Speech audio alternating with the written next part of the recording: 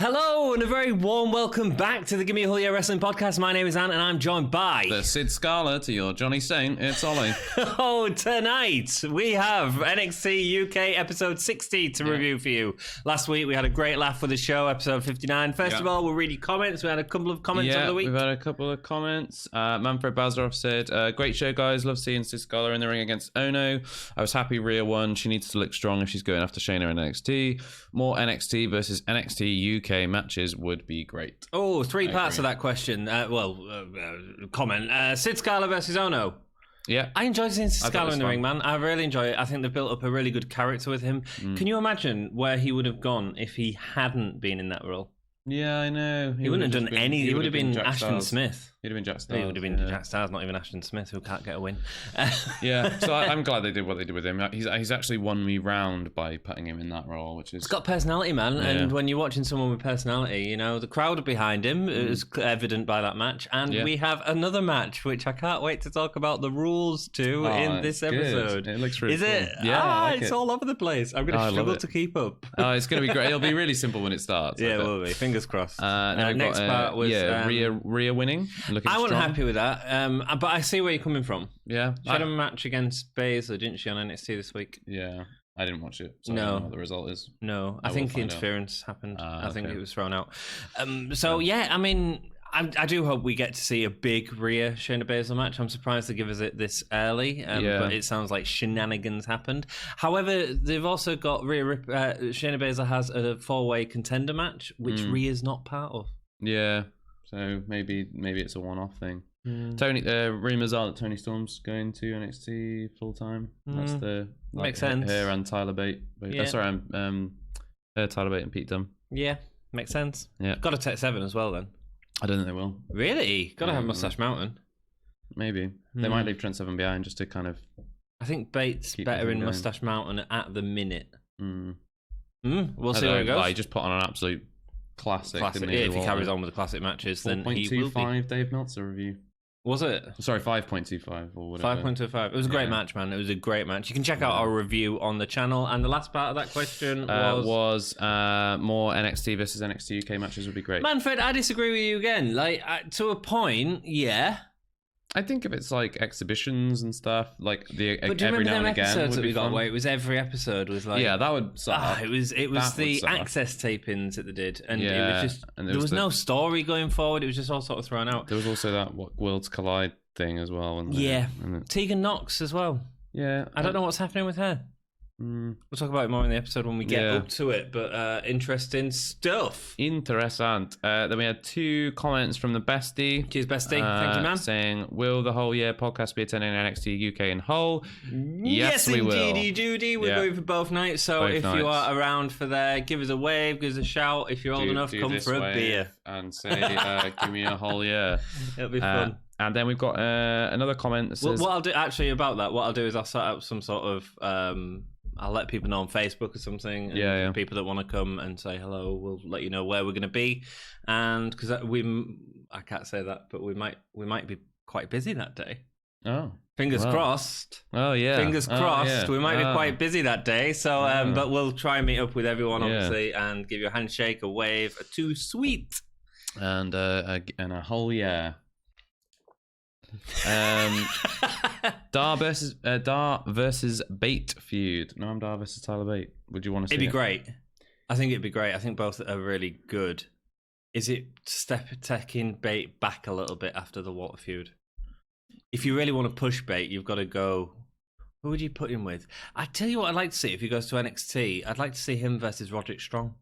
Yeah. I think there'd be some great matches. Really good matches. Yeah.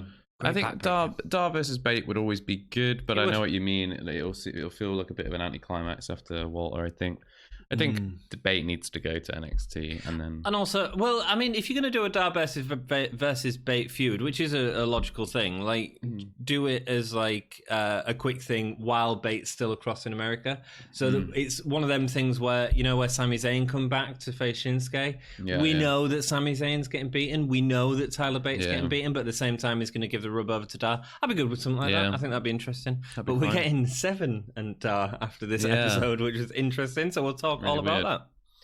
Rock and Cool. roll. Thank you Yeah. very much for all your comments, and thank you to everyone who joined the live streaming of it. I put it as a premiere thing. Oh, yeah. Chatted with some people. Cody nice. said hello, and Tombstoner said hello. So hello, everyone. Thank you very much for joining us. We've also got another video out. Eddie Dennis, Who Booked It Better? Yeah. You guys watch NXT UK? Past, current, and future booking, and we check out who between the two of us can book it better. And no one's watched that video.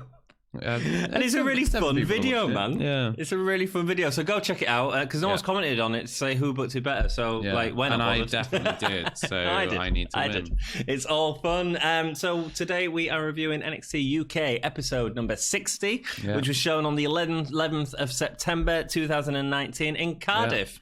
If you have any comments, write them down below so we can respond to them in the next video, and we'll give you a shout out. Thank you ever so much to everyone who's given us comments, and we enjoy responding to them, man. I mean, don't always agree with you. Sorry. Yeah, but it's good. What we do. Imperium come out united. Yeah. All four of them standing in the ring.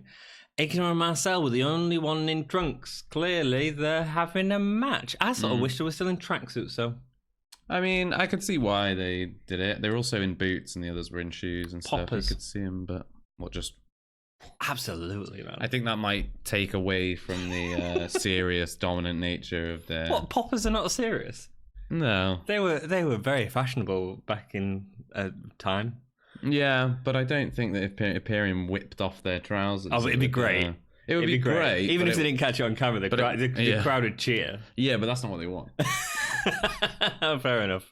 Aikner, Marcel says their arrival was necessary. Our nation is weak, and we may not comprehend why we need them, but we will learn to accept their way of life. Interesting. That was very capitalist. Is that the word? I don't know. It was very sort of capitalism is like the a society which invests in buying and selling and making money. And okay, maybe not a capitalist, but very. I don't want to use the obvious word. There was obvious connotations. Oh, fascist. Fascist. Thank you. Sorry. There was very fascist. Okay. It's the most fascist we've seen, Imperium. Yeah, it was pretty fascist. Very dominant, I thought. Yeah. They came out, I like that they let the crowd. I hated him. I didn't like in them. A great way. Yeah. In a great way, in a way that they're doing the job. Even for someone like we love Imperium, we think especially Aikner and Marcel. We think they're so underrated. We always talk about them so highly on the show, and I hated them. Yeah, that's good. Yeah. That's good heel wear. Yeah, very good. Good heel the wear. The crowd hated him as well, which is cool. Which is you perfect. Still suck, Chance. You still suck. Yeah. Wolf says he's here to protect the honor of the mat. He's cut off by British Strong Style chants, followed by Sanity chants. Yeah. Yeah.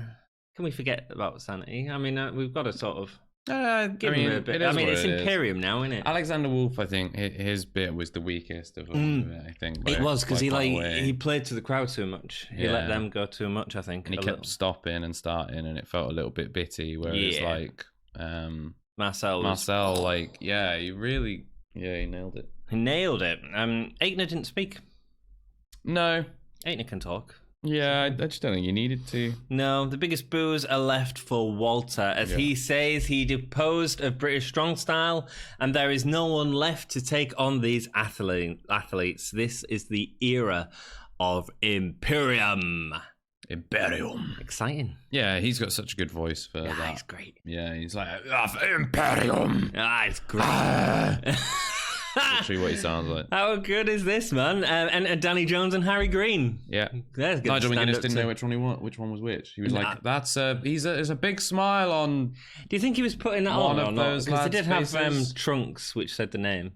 Maybe. I think he's putting it on as in... Like, who are these guys? Who are these guys, yeah. Danny Jones and Harry Green, the Cardiff guys, apparently. They had the Welsh flag, so I'd assume the hometown heroes. Facing off against Marcel and Danny Fabian. Jones and Harry Green. Yeah, really trying to sell the local heroes thing. Imperium Joe straight on top Hendry. Of him. He'd be good in NXT UK. He'd be so good in NXT UK. He'd be an amazing NXT UK champion. Joe Hendry is so good. Is he with TNA now? I think he's gone to TNA. I don't know. He's been picked up by one of the companies, either TNA or Ring of Honor or someone like that. Right. Imperium straight on top of him. It didn't feel like when they attacked him at the start, it didn't feel like they attacked him enough at the start as the sort of promo made out. Did you get that? He just sort of ran over and punched him in the head, didn't he? Yeah, I wanted a bit more of a beatdown. Well, it's a squash match anyway. Just give him a real beatdown. Don't let the ref check if they're okay. Yeah. Marcel dominates with suplex and clothesline before standing over one of the jobbers. Aichner with a double backbreaker before throwing him into his tag. Backbreaker is a great name for a mute move. Why isn't it called the backbreaker? It would be if I was doing commentary.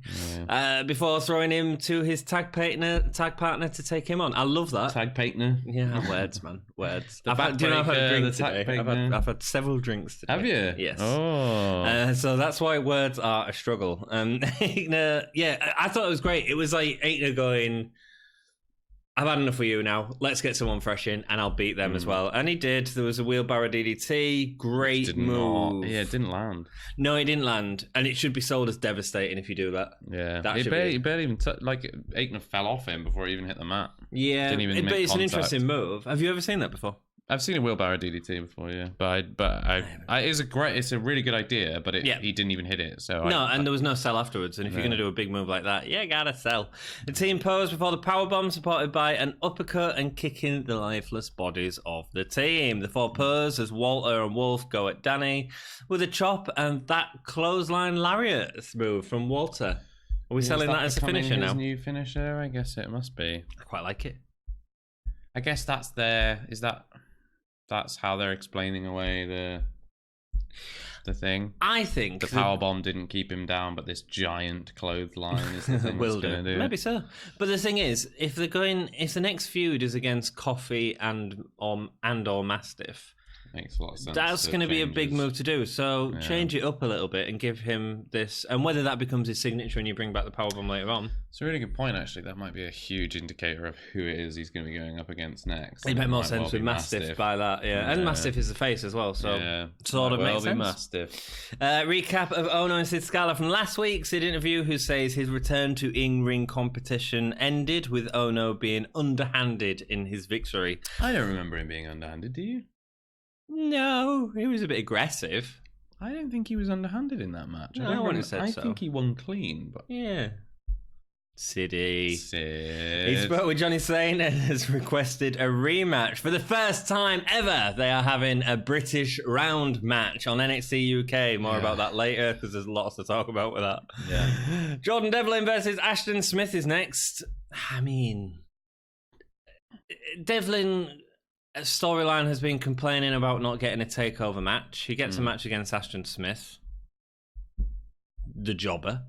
I wanted more of a, even when he beat him or going into the match, of even if it had been before the match and he'd said, no, this person isn't worthy of taking me, and Ashton Smith put on a decent show, as I thought he really did here, like, you would have had something going into that. But this just felt like, oh no, he hasn't got a good match, and here he is on the undercard doing it. Yeah, it feels like Jordan Devlin, they've got nothing for him, so they're just kind of consistently sticking with this thing of like, oh, he feels like he's not getting the chances he deserves, and it's like, well, he's not. Well, no, I know, but it's weird, isn't it? But it's not even playing into anything either. No, they're just letting him sit on that storyline. Like, he's not getting the chances he deserves. Then they let him put on good matches, and he still doesn't get any chances. So it's just a damn shame. Damn shame. Yeah. Yeah. Here he is, Jordan Devlin. Whoop. Whoop. Oh, God. Ashton Smith. Get rid of it. We hate it. Nice disrespect from Smith is met by uppercuts. That's nice. Smith delivers. I enjoyed the drop kick. The commentary was selling it as he didn't get it all, but I thought it was a really good drop kick. Oh, I thought they said it was like impressive to see a man of that size hitting. But they also said he didn't get it all as well, which I thought was a bit weird. Austin gets the Austin.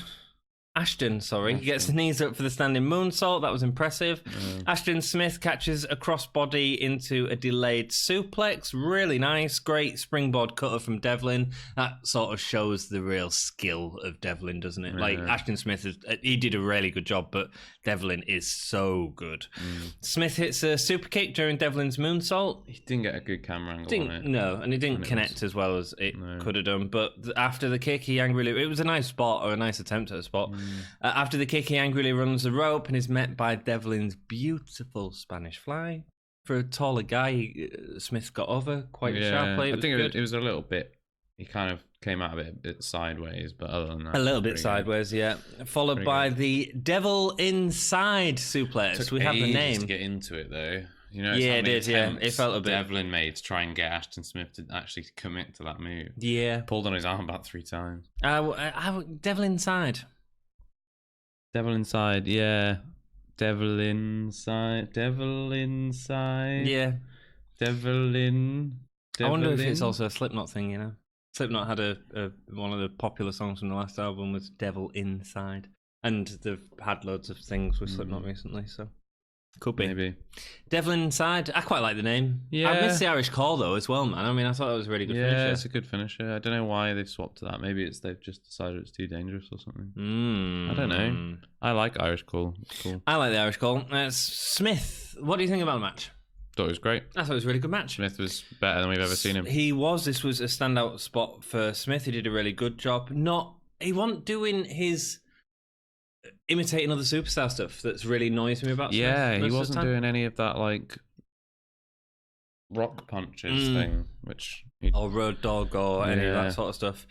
It's just a shame that this is the position Devlin's in, you know? They just don't feel like they're doing anything with Devlin, but they're putting a good match. I mean, I guess so long as they're getting good matches out of him, they're not completely losing out, I guess. No. Well, it kept the show on a roll. Yeah. Ratsy is backstage. We get told that he's going to be interviewing Tony Storm, but she hasn't shown up. Instead, Nina Samuels comes to take the spotlight. Nina Samuels says to stop being blinded by the lights of Cardiff and look for the future of NXT, which is Nina Samuels. Fine, cool. Didn't tell us out. What do you think? Yeah, it's wasting time on. Yeah, it's not wasting time. It feels like. No, it does. It feels like filling time. It just feels like, oh, here's this woman. Here's Nina Samuels talking about how great she is, despite the fact that last time she challenged for the title, she was rubbish. It's like, all right. You know it's a bit weird. I know what you mean. Yeah, I know what you mean. There's only so many backstage interview segments where someone says, well, I'm coming for the top now because I'm the best. That you can put up with, man. Yeah, Nina Samuels is this, but I am this. And it's like, why are you talking in third person and in first person? It doesn't make any sense. I'll tell you one thing. Like, Raw and SmackDown have been, like, really up and down recently. But they don't have this, do they? No. They don't have Bayley coming out saying, oh... I'm going to be good next week or whatever. Do you know what I mean? It's weird. They do have... They have bits like that, I think. They have awkward bits. Yeah, but it's... Normally, it's like two people talking to each other as if the camera's not there. Do you remember when Neville was on one? Neville was on one on Raw and it was meant to be his line and he forgot. So they all stood there really awkwardly for about 4 or 5 seconds. Nice. And then Neville went... Oh, like that. No, I didn't. Wow. So the king of the cruiserweights, indeed. Yeah. Her makeup looked really weird as well. Did you notice? No. No, I noticed. As soon as she came on screen, I was like... Oh, for you makeup fans in the Gimme universe, you all noticed with me. I was like, I don't care. Ono and Scala package. Right, here we go. Yeah, so this is the British...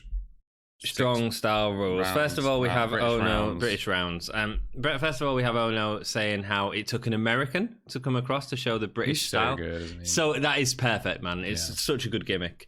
It's so clever, man. Yeah, it's that kind of condescending, patronizing, really annoying, frustrating thing. But whoever come up with that for Ono and Probably give Ono. that to Ono is perfect, man. Probably Ono. Probably. We see every legend that they've got backstage talking about the history of British round matches. Was speaking. Johnny Saint was speaking, and didn't he say? He didn't say tonight. He didn't say said tonight. More than 4 words. Well, it was like they was having an interview segment with him where they didn't ask him to like say anything. How many takes? You think? Not many. You reckon? Yeah, no, I just think they said to him, I don't think they prepped him for anything. They said, we're going to ask you about British round wrestling, and you just talk about that. And so you can talk about that. Yeah. And it comes off natural. It was weird, though, seeing him natural. Yeah, Nigel McGuinness is talking about it. Nigel McGuinness is great, isn't he? Yeah, would he have been around when they was doing these matches?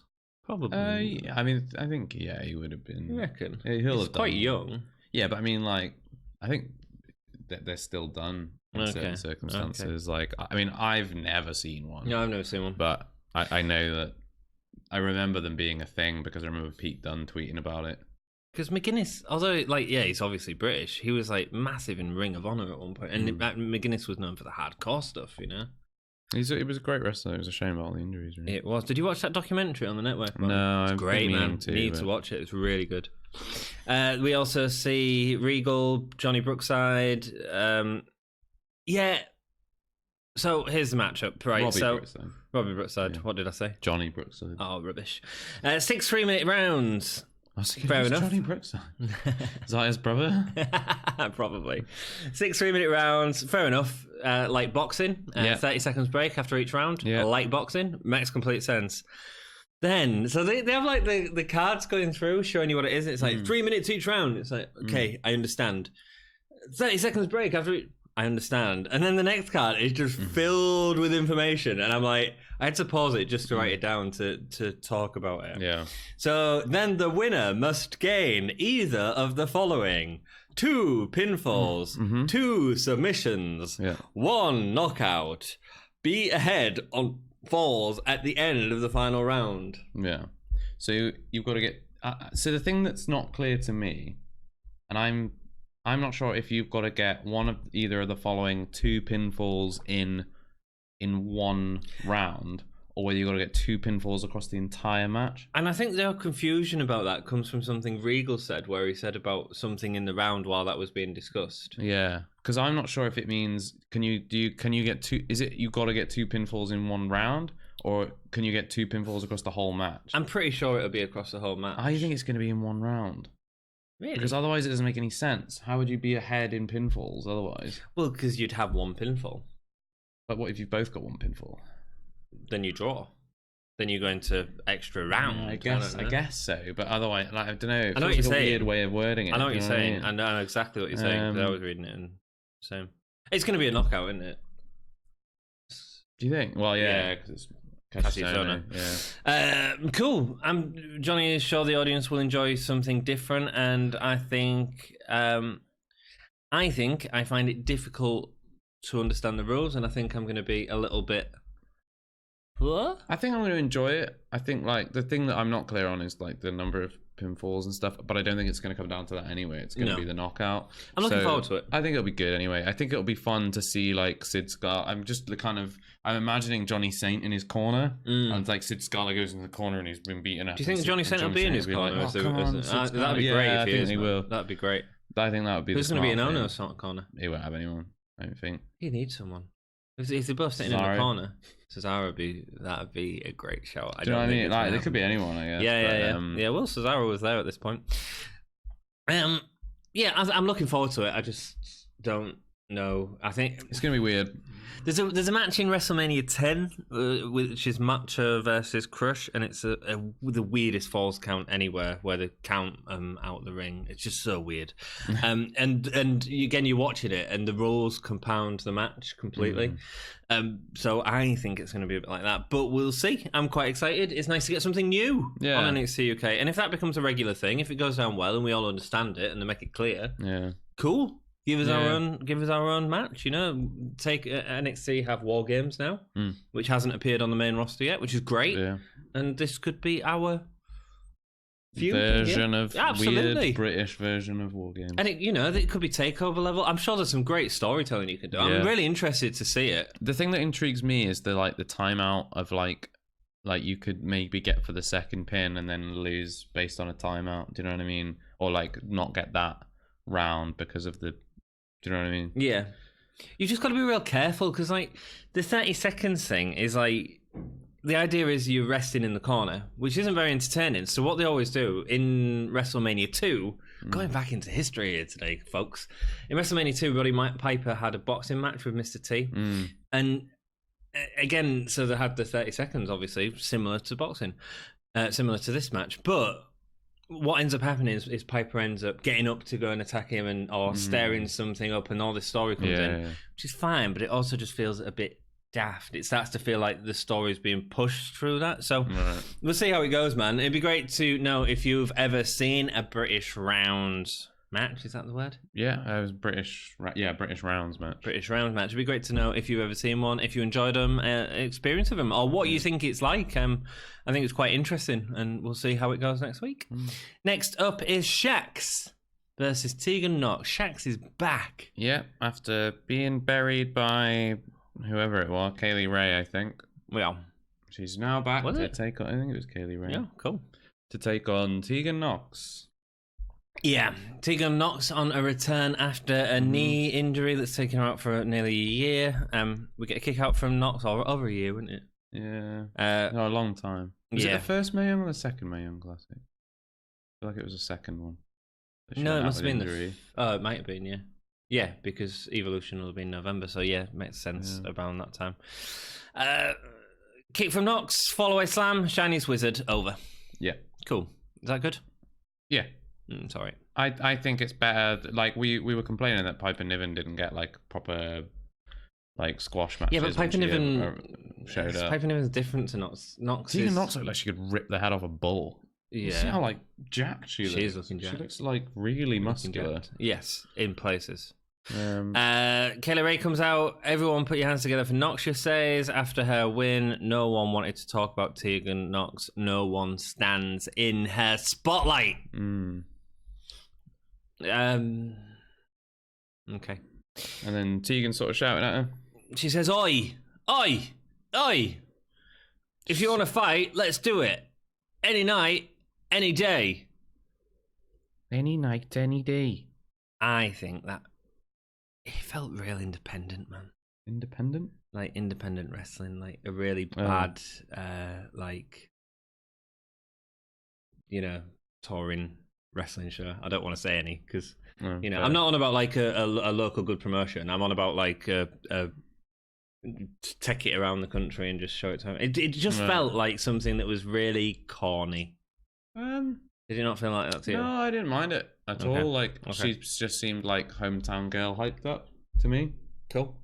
I quite like her accent, but that's because I'm from Wales and I like the South Walian accent. You really like Tegan Nox, don't you? I think so I've written at the top of my notes, just based on her entrance, that I think she's going to be, because Toni Storm's going to NXT, I think she's going to take that position as like their top babyface, unless she's I don't. Around in NXT. I think she's having one match against Kaylee Ray and going back to NXT. Yeah, I think this is to solidify Kaylee Ray as a contender. And I think, which is a shame, man. Maybe. It's a shame. I would love to see Tegan Nox sort of stick around. She was really good. I think she's. I think that it was good that she just got like boom, boom, boom, Shiniest Wizard done. I think that's what it needed to be. Yeah. She needs to look strong. So that either way, if she's taking it from Kaylee Ray, then she needs to look strong, and if you want Kaylee Ray to look strong, have her beat an opponent that looks strong. Cool. I think that's what they're doing. I think because they're going straight into Kaylee Ray. If not, I don't think they'll go straight into Kaylee Ray. But Niven didn't, or you know, or any of the others against Storm. Cool. Noam Dar press conference next. This is really, the sound's awful, man. And was the sound awful for you? Yeah, the whole thing. No, I tell you what, the sound wasn't awful.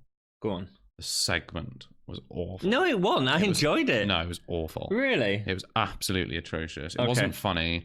I found it real funny. Like the sound effects role play, it was very clearly shot in a room with nobody in it. Yes. It was like Noam Dar wasn't very good compared to what he normally is. I liked him. The whole sort of, it made no sense. Why would you be in like a...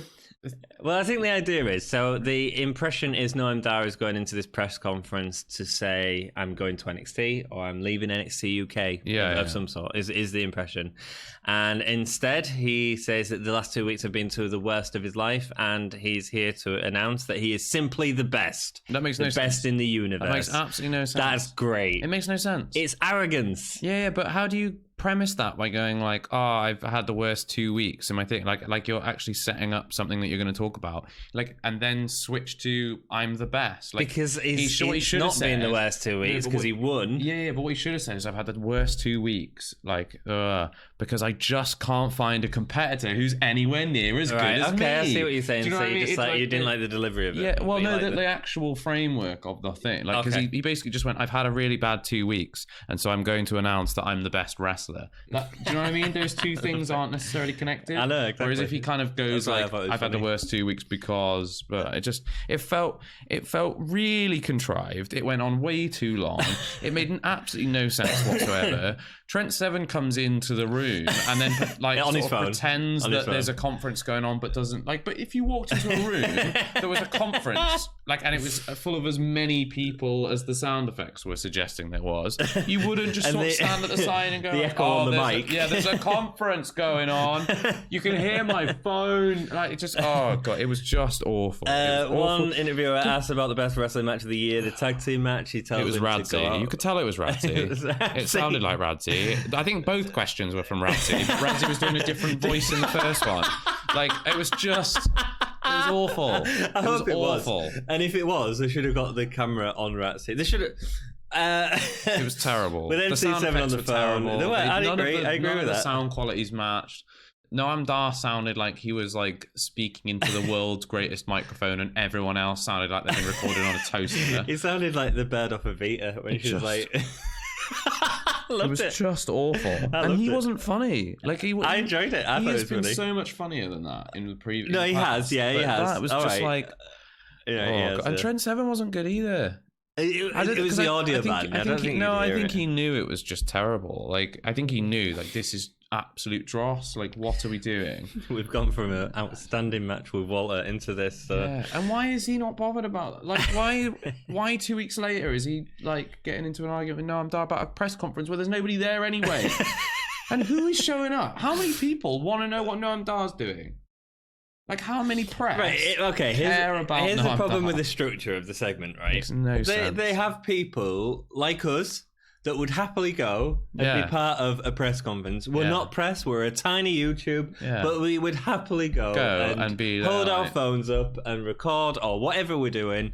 We'd do that, and that's what. I mean, this was a WWE. This was so WWE actually trying to copy that AEW style or New Japan style of because you know they actually have press conferences because like, media actually show up. Yes, and because the media show up, they're just WWE is so protective over it.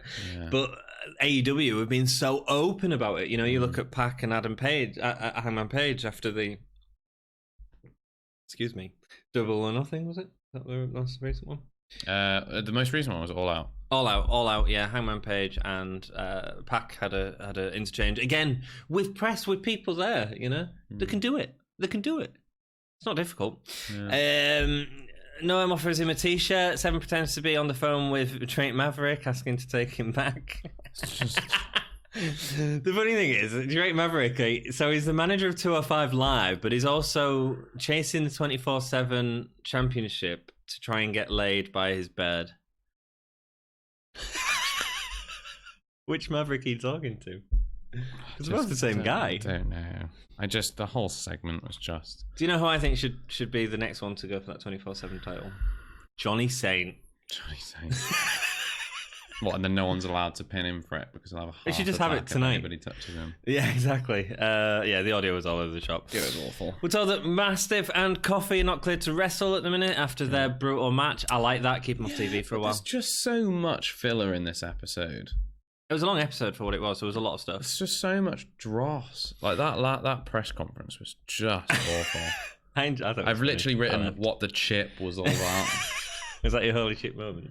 Well, it might well be, yeah. Grizzled Young Vets versus South Wales Subculture. This is a great match. I think we can both agree. Yeah, Let's run through the match and then talk about it. Where's your title chance?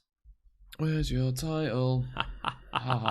Great, perfect. Vets, they are the veterans at playing with the audience, aren't they? They're so good. Time to Fly with Webster and Andrews, who don't even have their own VT package yet. They just sort of like two of them combined together, one and of them then inside the border of the other one, and then they've got like a mirror ball or something, blue and red and black, and they just come on, you tag team champs, man. South Wales Subculture. You had time prior to the tape-ins to get it done, and you could, you know what you could also do in that time. Do you know they've been a tag team a while? Yeah, they could also just give them some new music. You really don't like that. They could just give them some new music, you know, even just the Welsh national anthem. I'd stand and sing it with them. Would you? What does the Welsh national anthem go like? How's it go? My hen wlad fy nhadau yn anolifi, goiol yn wagion o ffri. Oh, so you'd stand with them and... Something trauma. I mean, I haven't lived in Wales for 7 years. That was perfect, man. Thank you so much. A musical interlude in the Gimme podcast. These two teams, man, are perfect. They're so good. Andrew's arm drags, unique, bouncing around the opponent before flipping him over. Feels like a special arm drag. Tandem standing senton and moonsault. Gibson and Drake again so tight together, talking out the other man in the corner with a supported drop kick. Even a neck breaker supported by a super kick. That was great. Webster distracts Drake for a long time. It felt like Webster should have been able to. Who was on the ground?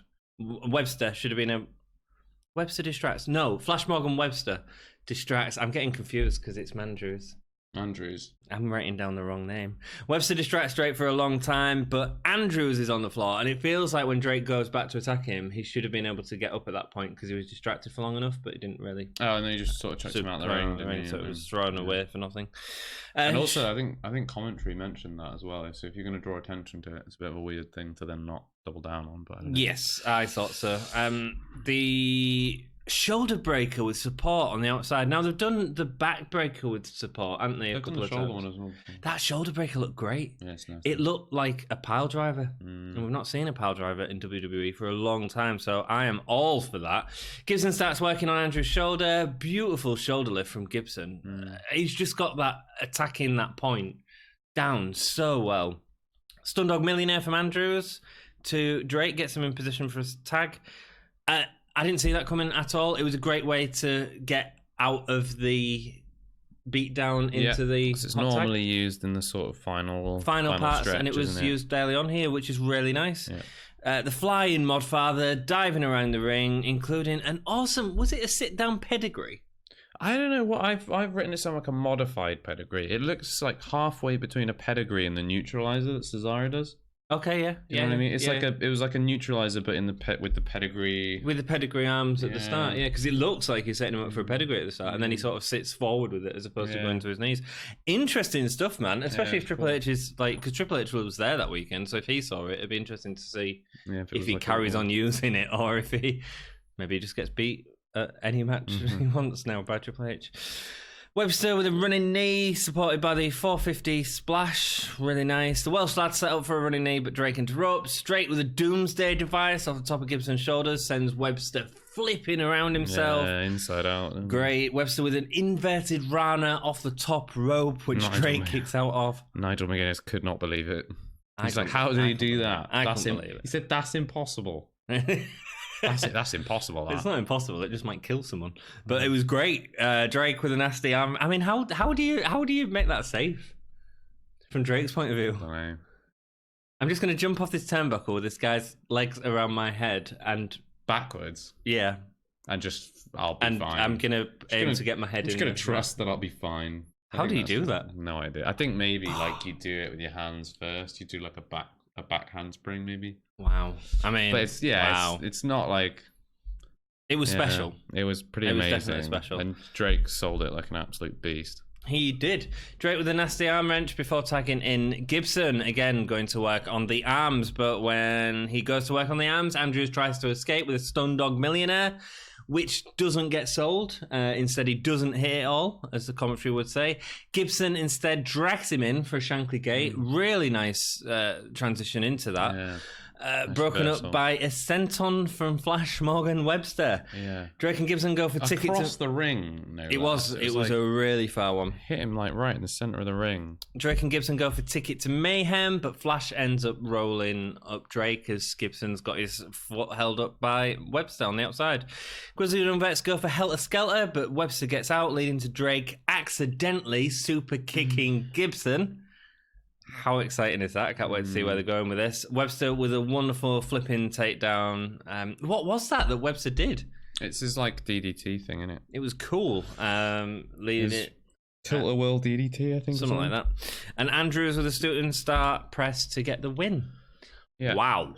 I thought that the last sort of sprint towards the finish was like a little bit sloppy in places. I think that the little weird scuffle they had before the super kick to Gibson wasn't great. Okay. But I think that most of it was pretty solid. It was a bit of a greatest hits, I thought. Yes. We saw a lot of what we saw in the triple threat. Yeah. But like sort of recycled for this one. Yeah, but as also you do with most stuff. Rematches. Yeah, but also some new stuff. I thought it was a very good match. I thought it was really great. I really enjoyed it. I thought some of the stuff they did was really impressive. Good to see good wrestlers doing good stuff. Great cool. We're at the end of our show. Yeah. Give me all your stars for this one. 2.25. Cool. I'm going to give it 2.75. I thought it was a really solid show. Best just a lot of nonsense, I think, in the middle. That's a problem. It's just a bit. The in-ring was good, but we had 2 squashes and a really good tag match. I get that you're getting like Nina Samuels onto TV, but do it in a way that like makes it interesting. Have her actually do that Nina when she did the Nina Samuels show at Download? It was good. Yeah, absolutely. And they're just backstage segments, again, which were fine. She should have an actual show, a 3-minute segment called the Nina Samuels show. Absolutely, where she goes around. People. Yeah, she goes to like fans and goes like, "Who's your favorite wrestler?" And they go like Tony Storm. And she could do that so well. And then it cuts back to they go like Tony, and then it cuts and they go like they've got a palm print on their thing, and they go Nina Samuels. Like that would be a really good. That'd be great. Just cut out the audio and have her just say Nina Samuels. Yeah. Like they go like Tony Storm, but they go Nina Samuels. As if you just tried to do the voicing while saying the words Nina Samuels. I mean, it's impossible to do, by the way. Go on, try it. Right, how does Tony Storm? Okay, Nina Samuels. That's what we want. I don't think that was too bad. I thought it was really special. Holy chip moment. Holy chip moment. The inverted Riley. No, I'm at press conference. Really? Yeah, I was just like, what the chip is this? Holy chip, I can't believe that inverted Riley was impressive. It was amazing, yeah, but also I was just thinking, get the chip off my screen, get this chip out of my life. Cool. Best performer. Did we do James Drake? James Drake, I give it. Yeah, Gibson. I go Gibson. All 4 men in that match were incredible. Yeah. Flash Morgan Westman's really coming out in it as well. Yeah, he was incredible in that match. That bit where he went on a bit of a sprint and was like bouncing around the ring, taking everybody out. It was getting really good at that hot tag thing. Like he never used to have that. He used to have the beat down before Andrews come in, and they've reversed it, and he's doing really well. He's doing well. Good. Keep up. I enjoyed that episode of NXT UK. Best match? Tag match, presumably? Yeah. Tag match. Thank you so much for joining us. If you've enjoyed the episode, please hit us up down below. Let us know what you enjoyed about it and all that sort of stuff. Hit us up on Facebook, Twitter, social media, which includes Instagram and Patreon. If you hit the ring bell, ding, ding, ding, you will find out notifications from the channel, but only if you subscribe. So you've got to subscribe first. And then hit that ring bell. Ding, ding, ding. I did it in the wrong order. That's all right. Rubbish. Cool. Thanks very much for joining us, and keep it most emphatically. Delilah. Why?